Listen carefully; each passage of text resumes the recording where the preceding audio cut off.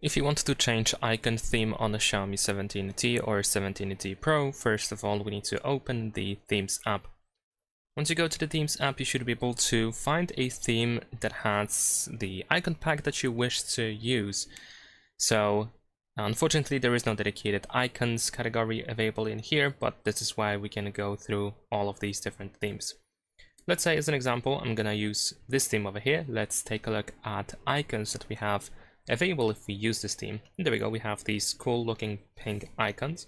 So if you like the theme, the icon theme over here, we should be able to download the whole theme over here. And then once the theme is downloaded, you should be able to tap on the customize button, and you want to uncheck everything that we have in here except for icons, and then we're gonna apply the theme. You should be able to change pretty much just icons, nothing else.